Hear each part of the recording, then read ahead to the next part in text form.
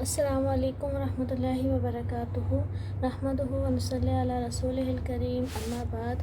آج کی کلاس میں آپ کا خیر مقدم ہے۔ آج کی کلاس میں ہم اپنی اصل اول کا دوسرا مرتبہ پڑھیں گے۔ ہم نے پڑھا تھا اصل اول یعنی دین کی معرفت کے 3 مرتبے ہوتے ہیں، پہلا اسلام، دوسرا ایمان اور تیسرا احسان۔ تو اسلام والا پورشن ہم کمپلیٹ کر چکے ہیں۔ آج ہم دوسرے مرتبے کی شروعات کرنے جا رہے ہیں۔ المرتبۃ الثانیۃ الایمان وهو بضع وسبعون شعبہ اعلیها قول لا الہ الا اللہ وادناها اماطۃ الاذی عن الطریق والحیاء شعبۃ من الایمان۔ تو کہا جا رہا ہے کہ دوسرا مرتبہ ایمان ہے، اور ایمان کے 70 سے زیادہ شعبے ہیں، 70 سے زیادہ شعبے ہیں یعنی 70 سے زیادہ حصے ہیں، اور ان میں سب سے پہلا، سب سے اوپر کا شعبہ جو فرسٹ نمبر پر آتا ہے وہ ہے لا الہ الا اللہ کہنا۔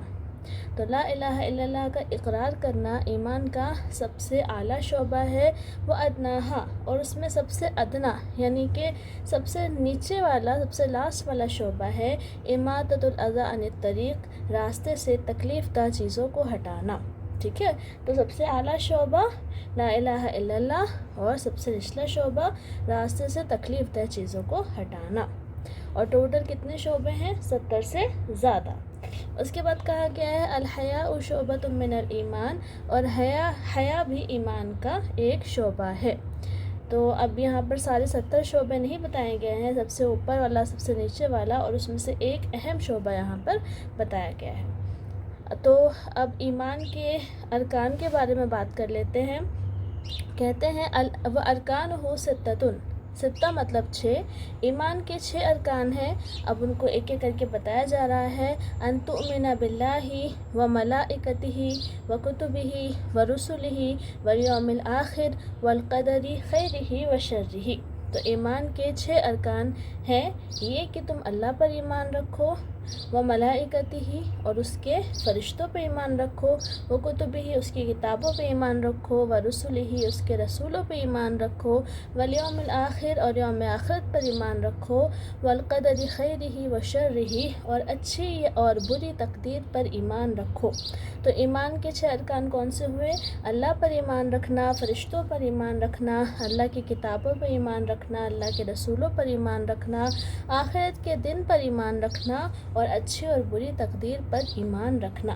یہاں پر اچھی اور بری دونوں کہا گیا ہے، یعنی کوئی کسی کے ساتھ اگر اچھا ہو رہا ہے زندگی میں تو اس پر بھی وہ ایمان رکھے، یعنی اس کو ایکسیپٹ کرے، شکایت نہ کرے، واہ ویلا نہ کرے، اور کسی کے ساتھ برا ہو رہا ہے اس کو بھی ایکسیپٹ کرے۔ جیسے قسمت میں جو چل رہا ہے اس میں اللہ تعالیٰ کی کوئی مصلحت تلاش کرے، کوئی حکمت تلاش کرے اور اس کو ایکسیپٹ کرے، اس کے بارے میں غلط نہ بولے، شکوہ شکایت نہ کرے۔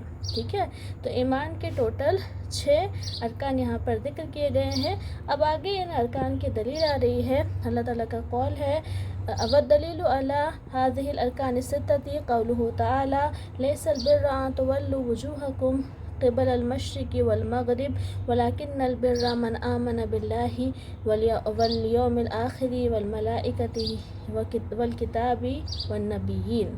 تو یہاں پر جو ہے ایمان کے ارکان کی دلیل میں اللہ تعالیٰ کا قول ذکر کیا گیا ہے کہ نیکی یہ نہیں ہے کہ تم اپنے چہروں کو مشرق یا مغرب کی طرف پھیر لو، نیکی یہ نہیں ہے کہ تم اپنے چہروں کو مشرق یا مغرب کی طرف پھیر لو، بلکہ نیکی ہے من آمن باللہ، جو ایمان لے آئے اللہ پر اور یوم آخرت پر اور فرشتوں پر اور کتاب پر اور نبیوں پر۔ تو یہاں پر ایمان کے 5 ارکان کو ذکر کیا گیا ہے۔ کیا؟ اللہ پر ایمان رکھنا، یوم آخرت پر ایمان رکھنا، فرشتوں پر ایمان رکھنا، اللہ کی کتابوں پر ایمان رکھنا اور نبیوں پر ایمان رکھنا۔ اب بچہ 6 ارکان، تو اس کی دلیل آگے آ رہی ہے ودلیل القدر قوله تعالی، قدر یعنی تقدیر کی دلیل اللہ تعالیٰ کا قول ہے وَإِنَّ كُلَّ شَيْءٍ خَلَقْنَاهُ بِقَدَرٍ، اور بے شک ہم نے ہر چیز کو ایک اندازے کے ساتھ پیدا کیا ہے، ہم نے ہر چیز کو ایک اندازے کے ساتھ پیدا کیا ہے۔ تو ان دونوں دلائل میں مل کر ایمان کے 6 ارکان کی دلیل ہے، 6 ارکان کا اثبات ہے۔ تو ایمان کے 6 ارکان کی دلیل اور اس کا مختصر ذکر کرنے کے بعد اب احسان کی بات ہو رہی ہے، یعنی کہ اس دین اسلام کا جو تیسرا اور آخری مرتبہ ہے اس کی بات شروع ہو رہی ہے۔ تو صاحب کتاب فرماتے ہیں المرتبۃ الثالثۃ الاحسان، تیسرا مرتبہ ہے احسان، رکن واحد، اس کا ایک ہی رکن ہے، زیادہ نہیں ہے، اور وہ کیا ہے؟ وَهُوَ أَن تَعْبُدَ اللَّهَ كَأَنَّكَ تَرَاهُ فَإِن لَّمْ تَكُن تَرَاهُ فَإِنَّهُ يَرَاكَ۔ تو احسان کیا ہے اس کی تفصیل یہاں بیان کی جا رہی ہے۔ احسان یہ ہے کہ تم اللہ کی عبادت ایسے کرو گویا کہ تم اسے دیکھ رہے ہو، اور اگر ایسا تم اسے نہ دیکھو تو وہ تمہیں دیکھ رہا ہو، ٹھیک ہے؟ یعنی اللہ تعالیٰ کی عبادت ایسے کرنی ہے جیسے ہم کلاس میں پڑھ رہے ہوتے ہیں اور ٹیچر ہمارے سامنے ہوتے ہیں، اور ہم ٹیچر کو دیکھ کر اچھے سے دھیان لگاتے رہتے ہیں پڑھائی میں کہ بھائی ٹیچر ہیں، کہیں ہم ادھر ادھر کچھ نہ کریں تو وہ ڈانٹ نہ دیں، غصہ نہ ہو جائیں، یا وہ دیکھ رہے ہیں، اٹینٹیو رہو۔ تو اسی طرح سے جو ہے جب عبادت کرتے ہیں تو یہ سوچنا چاہیے اللہ تعالیٰ دیکھ رہا ہے، اس لیے عبادت میں اٹینٹیو رہنا چاہیے۔ اور اگر انسان کا ایمان اتنا مضبوط نہیں ہے کہ وہ یہ امیجن کر سکے، نہیں کہ ایسے رہنا چاہیے کہ اللہ تعالیٰ کو ہم دیکھ رہے ہیں، اگر انسان کا ایمان اتنا مضبوط نہیں ہے کہ وہ یہ امیجن کر سکے کہ ہم اللہ کو دیکھ رہے ہیں، تو کم سے کم اسے یہ لگنا چاہیے کہ اللہ تعالیٰ ہمیں دیکھ رہا ہے، ٹھیک ہے؟ تو یہ احسان ہے، تو عبادت میں احسان کا ہونا ضروری ہے۔ تو یہاں پر دلیل اللہ رب العالمین کا قول ہے ان اللہ مع الذین اتقوا والذین هم محسنون، بے شک اللہ تعالیٰ ان لوگوں کے ساتھ ہے جو جنہوں نے تقوی اختیار کیا اور جو محسنین ہیں، یعنی احسان کرنے والے ہیں۔ تو عبادت ایسے کی جائے جیسے کہ ہم اللہ کو سامنے دیکھ رہے ہیں، اور اگر ہمارے لیے اتنا امیجن کرنا پاسبل نہیں ہے تو یہ امیجن کرے کم سے کم کہ اللہ تعالیٰ ہمیں دیکھ رہا ہے، ٹھیک ہے؟ تو اب اس کے بعد جو ہے اور مزید دلائل یہاں پر دیے گئے ہیں احسان سے متعلق۔ دیکھیں یہاں پر یہ کہا گیا پہلی دلیل میں کہ اللہ رب العالمین محسنین یعنی احسان کرنے والوں کے ساتھ ہے، ٹھیک ہے؟ یعنی جو اپنی عبادت میں احسان کرتے ہیں، یعنی ایسے عبادت کرتے ہیں جیسے کہ وہ اللہ کو دیکھ رہے ہیں، یا پھر اگر یہ پاسبل نہ ہو تو یہ سوچتے ہیں کہ اللہ ہمیں دیکھ رہا ہے، تو ان کے ساتھ اللہ تعالیٰ ہے۔ اور آگے مزید دلیل ہے اللہ تعالیٰ کا قول وَتَوَكَّلْ عَلَى الْعَزِيزِ الرَّحِيمِ الَّذِي يَرَاكَ حِينَ تَقُومُ وَتَقَلُّبَكَ فِي السَّاجِدِينَ، اور آپ بھروسہ رکھیے، توکل رکھیے غالب اور مہربان پر، جو آپ کو دیکھ رہا ہوتا ہے جب آپ کھڑے ہوتے ہیں اور سجدہ کرنے والوں کے درمیان آپ کے الٹنے پلٹنے کو۔ تقلب الٹنے پلٹنے کو ویسے کہا جاتا ہے، تو ہم سمجھ سکتے ہیں جیسے نماز میں سجدے میں جانا، رکوع میں جانا، پھر وہاں سے اٹھنا، یہ جو پروسیس ہوتا ہے یہ اسی کی طرف یہاں پر اشارہ کیا گیا ہے۔ کھڑے ہونا، رکوع میں جانا، سجدے میں جانا، پھر اس کے بعد سجدے سے اٹھنا، تشہد میں بیٹھنا، یہ ساری چیزیں سمجھ لیجیے یہاں پر ذکر کی گئی ہے۔ تو کہنے کا کیا مطلب ہے کہ جب صلاۃ کے وقت جو ہے اللہ رب العالمین آپ کو دیکھ رہا ہوتا ہے، یعنی آپ صلی اللہ علیہ وسلم کو مخاطب کر کے کہا گیا ہے کہ اللہ تعالیٰ دیکھ رہا ہے، ٹھیک ہے؟ تو اس سے پتہ چلتا ہے کہ جب عبادت کرے انسان تو اس کے ذہن میں یہ ہونا چاہیے کہ اللہ تعالیٰ دیکھ رہا ہے، ٹھیک ہے؟ آگے اللہ تعالیٰ فرما رہا ہے وَقَوْلُهُ تَعَالَى، احسان کی ایک اور دلیل آگے آ رہی ہے۔ اللہ رب العالمین فرما رہا ہے وَمَا تَكُونُ فِي شَأْنٍ وَمَا تَتْلُو مِنْهُ مِنْ قُرْآنٍ وَلَا تَعْمَلُونَ مِنْ عَمَلٍ إِلَّا كُنَّا عَلَيْكُمْ شُهُودًا إِذْ تُفِيضُونَ فِيهِ۔ تو یہاں پر فرمایا جا رہا ہے وَمَا تَكُونُ فِي شَأْنٍ، اور آپ کسی بھی حالت میں ہو، وَمَا تَتْلُو مِنْهُ مِنْ قُرْآن، اور آپ کہیں سے بھی قرآن کی تلاوت کریں، آپ کسی بھی حالت، یعنی اللہ تعالیٰ یہاں پہ آپ صلی اللہ علیہ وسلم کو مخاطب کرتے ہوئے فرما رہا ہے کہ آپ کسی بھی حالت میں ہو یا پھر آپ کہیں سے بھی قرآن کی تلاوت کریں، وَلَا تَعْمَلُونَ مِنْ عَمَلٍ، اور تم لوگ جو بھی عمل کرو، إِلَّا كُنَّا عَلَيْكُمْ شُهُودًا، مگر ہم تم پر گواہ ہیں۔ تو آپ کسی بھی حالت میں ہو اور آپ کہیں سے بھی قرآن کی تلاوت کریں اور تم لوگ کوئی بھی عمل کر لو مگر ہم تم پر گواہ ہیں، إِذْ تُفِيضُونَ فِيهِ، جب تم اس میں مشغول ہوتے ہو، یعنی ہم جو بھی عمل کرتے ہیں، جو بھی کر رہے ہوتے ہیں، اللہ رب العالمین گواہ ہوتا ہے، یعنی وہ دیکھ رہا ہوتا ہے۔ تو یہ بھی احسان سے متعلق آیت ہے۔ تو ان تینوں آیات سے پتہ چلتا ہے کہ احسان اسلام کا ایک اہم مرتبہ ہے جس کا صرف ایک ہی رکن ہے۔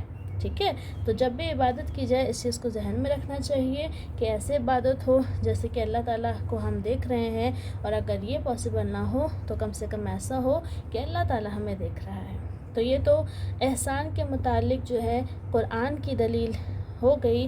اب آگے سنت سے بھی احسان کی دلیل ذکر کی جا رہی ہے۔ مشہور حدیث ہے جس کو حدیث جبریل کہا جاتا ہے، بہت لمبی ہے، اس میں ہمارے دین کے جو 3 مرتبے یہاں ذکر کیے گئے ہیں، ایمان، احسان اور اسلام، یہ تینوں مرتبے حدیث جبریل میں مذکور ہیں۔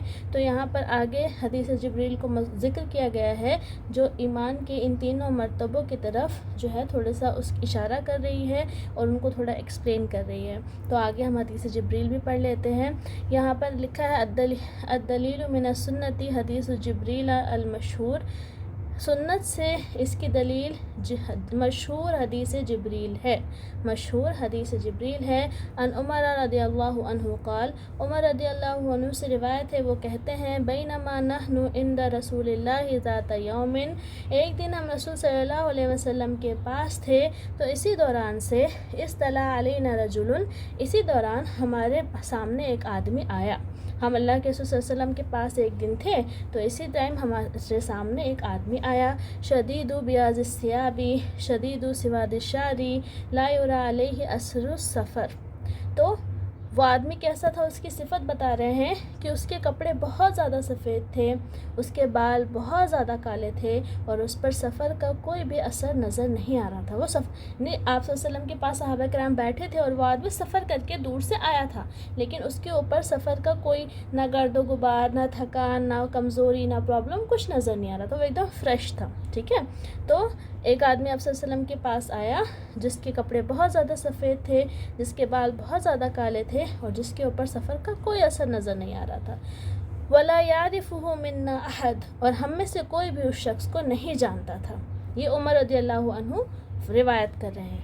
حتی جلس إلى النبی فأسند ركبتيه إلى ركبتيه ووضع كفيه على فخذيه، تو یہاں تک کہ وہ آپ صلی اللہ علیہ وسلم کے پاس بیٹھ گیا، اس نے اپنے گھٹنوں کو آپ صلی اللہ علیہ وسلم کے گھٹنوں پر ٹکا دیا، اور اپنے ہتھیلیوں کو آپ صلی اللہ علیہ وسلم کے ران پر رکھ دیا۔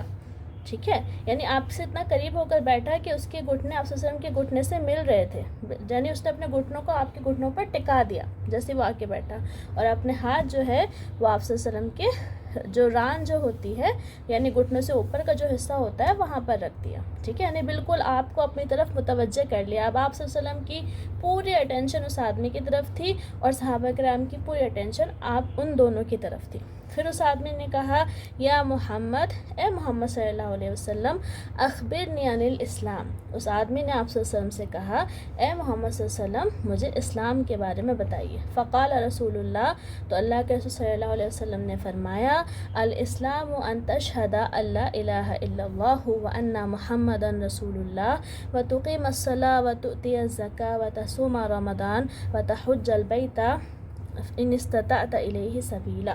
تو آپ نے فرمایا اسلام یہ ہے کہ تم اس بات کی گواہی دو کہ اللہ کے سوا کوئی معبود برحق نہیں ہے، اور محمد صلی اللہ علیہ وسلم اللہ کے رسول ہیں، اور تم صلاۃ قائم کرو، تم زکوٰۃ ادا کرو، تم رمضان کے روزے رکھو، تم بیت اللہ کا حج کرو اگر اس کی طرف راستے کی استطاعت پاؤ۔ قال صدقت، تو اس آدمی نے کہا آپ سچے ہیں۔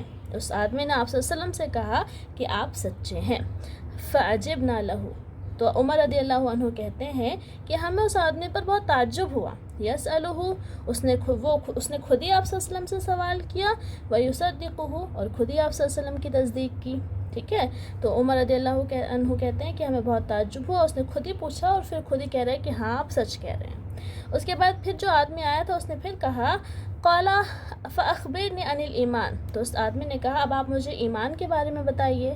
قال، تو آپ صلی اللہ علیہ وسلم نے فرمایا، ان تؤمن باللہ وملائکتہ وکتبہ ورسلہ والیوم الآخر وتؤمن بالقدر خیرہ وشرہ۔ قال صدقت، تو آپ نے فرمایا یہ کہ تم اللہ پہ ایمان لاؤ، اس کے فرشتوں پہ ایمان لاؤ، اس کی کتابوں پر ایمان لاؤ، اور اس کے رسولوں پر ایمان لاؤ، آخرت کے دل پر ایمان لاؤ، اور اچھی اور بری تقدیر پر بھی ایمان لاؤ۔ قال صدقتا، تو اس آدمی نے کہا آپ نے سچ کہا، یعنی اب دوسری مرتبہ بھی اس نے تصدیق کی، اور باقی صحابہ کرام وغیرہ سب دیکھ رہے ہیں کہ کیا ہو رہا ہے، ٹھیک ہے۔ قال، پھر اس آدمی نے کہا فاخبرنی عن الاحسان، آپ مجھے احسان کے بارے میں بتائیے۔ قال، تو آپ صلی اللہ علیہ وسلم نے فرمایا ان تعبد اللہ کأنک تراہ فإن لم تکن تراہ فإنہ یراک، تم اللہ کی عبادت ایسے کرو گویا کہ تم اس کو دیکھ رہے ہو، اور اگر تم اسے نہ دیکھو تو گویا کہ وہ تمہیں دیکھ رہا ہے۔ تو یہ پوری حدیث ہے، اور جو ہم نے اوپر ایمان، اسلام اور احسان کے بارے میں پڑھا ہے وہ باقاعدہ حدیث جبریل کے اندر سیم ٹو سیم ایسے ہی مذکور ہے۔ اب آگے جو وہ آدمی آیا تھا اس نے پوچھا قال فاخبرنی عن الساعۃ، اس نے کہا مجھے قیامت کے بارے میں بتائیے۔ تو آپ صلی اللہ علیہ وسلم نے کہا مل مسئول عنہا اعلم بالسائل، جس سے پوچھا جا رہا ہے وہ جس سے اس بارے میں پوچھا جا رہا ہے وہ پوچھنے والے سے زیادہ نہیں جانتا ہے، یعنی یہاں پہ آپ صلی اللہ علیہ وسلم نے کہا کہ میں نہیں جانتا، ٹھیک ہے، جس سے پوچھا جا رہا ہے یعنی کہ آپ صلی اللہ علیہ وسلم، اور جو سائل ہے یعنی کہ وہ آدمی، تو آپ نے فرمایا کہ میں آپ سے زیادہ اس بارے میں نہیں جانتا، یعنی مجھے بھی زیادہ علم نہیں ہے۔ تو اس آدمی نے کہا فاخبرنی عن اماراتہا، تو آپ مجھے اس کی علامتوں کے بارے میں بتائیے، یعنی آپ مجھے قیامت کی نشانیاں بتا دیجیے، قیامت کب آئے گی یہ تو آپ جانتے نہیں ہیں، تو اب آپ مجھے اس کی نشانیاں بتا دیجیے کم سے کم۔ قال، تو آپ نے فرمایا ان تلد الامۃ ربتہا وان تری الحفاة العراة العالة رعاء الشاة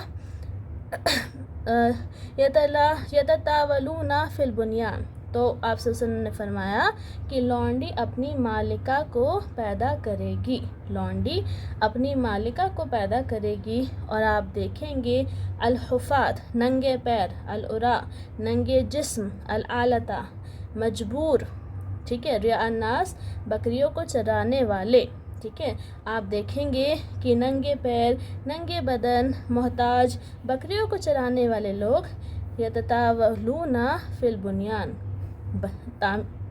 عمارتیں بنانے میں ایک دوسرے سے آگے نکلنے کی کوشش کریں گے۔ آپ دیکھیں گے کہ ننگے پیر، ننگے جسم، محتاج بکریوں کو چرانے والے لوگ عمارتیں بنانے میں ایک دوسرے سے آگے نکلنے کی کوشش کریں گے، یعنی ایک دوسرے سے مقابلہ کریں گے کہ میں اچھی بلڈنگ بنا رہا ہوں، دوسرا کہے گا نہیں تم سے اچھا گھر میں بناؤں گا، اور تیسرا کہے گا نہیں تم سے اچھا تو میں بناؤں گا، ٹھیک ہے۔ ثم انطلق، پھر وہ قال، تو عمر رضی اللہ عنہ کہتے ہیں ثم انطلق، پھر وہ آدمی نکل گیا، یعنی اس نے پوری ڈیٹیل سے بات کی آپ صلی اللہ علیہ وسلم سے، پھر وہ نکل گیا۔ فلبثت ملیا، پھر میں کچھ دیر ٹھہرا، ثم قال لی، پھر آپ صلی اللہ علیہ وسلم نے مجھ سے کہا یا عمرو، اے عمر، اتدری من السائل، کیا تمہیں پتہ ہے کہ پوچھنے والا شخص کون تھا؟ قلت اللہ ورسولہ اعلم، تو میں نے کہا، عمر رضی اللہ عنہ کہتے ہیں کہ میں نے کہا اللہ اور اس کے رسول بہتر جانتے ہیں۔ قال، تو آپ نے فرمایا فإنہ جبریل، وہ جبریل امین تھے، اتاکم یعلمکم دینکم، وہ تم لوگوں کو تمہارا دین سکھانے کے لیے آئے تھے، وہ جبریل امین تھے، وہ تم لوگوں کو تمہارا دین سکھانے کے لیے آئے تھے، یعنی جو وہ شخص آیا تھا جس کے کپڑے بہت زیادہ سفید تھے، بال بہت زیادہ کالے تھے، اور جس پر سفر کی بالکل کوئی نشانی نہیں دکھ رہی تھی، جس نے اپنے گھٹنوں کو آپ صلی اللہ علیہ وسلم کے گھٹنے پر ٹکا دیا تھا، اپنے ہاتھ کو آپ کی جانگھ پر رکھ لیا تھا، اور آپ سے بالکل قریب ہو کے سوال کر رہا تھا، وہ شخص ایکچوئل میں کون تھا؟ وہ جبریل امین تھے۔